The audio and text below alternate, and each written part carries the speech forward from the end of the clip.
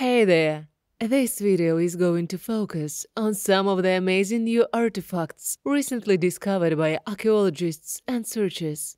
Let's get right to the chase.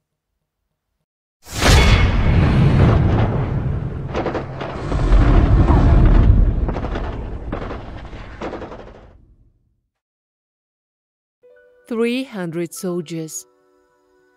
A sanitary burial of Soviet soldiers was discovered during construction works in the city of Volgograd. A grave of more than 300 soldiers and commanders of the Red Army was dug in the hole left by the fall of a large aircraft bomb. There were terrible street battles at Stalingrad that time, and many soldiers were killed every day. The dead were quickly buried in craters and trenches to prevent epidemics. It wasn't always possible to mark these places. Perhaps the records were simply lost during the battle. Only a few of the dead could be identified.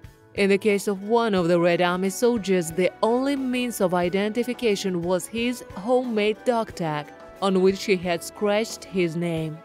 The grave was found only by chance. The builders had to dig a trench to lay an electric cable when they saw a lot of bones. All the soldiers found were reburied in the military cemetery. Discovery in the Alps. High in the Alps, a fortification of the Austro-Hungarian troops was found, in which a large number of artifacts of that time were left. The cave was literally sealed off for a century by a layer of snow and ice, and it was only recently that it was discovered by chance. The cave is located almost at the top of Mount Skorluza, and interestingly, it is not of natural origin. In 1915, when the shelter was built, it was a very important strategic point. Located at an altitude of 3,000 meters above sea level, the Austro-Hungarian troops took control of the pass where the borders of three countries crossed: Italy, Austria, and Switzerland. Throughout the war, Italian troops tried to regain control of the pass, but they failed. The Austro-Hungarian army built many such structures in this area, creating a whole network of defensive fortification. The fortress was abandoned immediately after the Austro-Hungarian peace treaty was signed on November 3, 1918. The troops left the area very quickly, and many things remained inside. Over the next few years, heavy frost and snow literally sealed the cave, turning it into a veritable time capsule. The bunker itself was quite large. Inside, there was a barrack with a staff and bunks for 20 men, and the commander had a separate room. The soldiers slept on sacks stuffed with seaweed. About 300 items were found, including uniforms, ammunition, cartridges, and other equipment, as well as documents and personal belongings.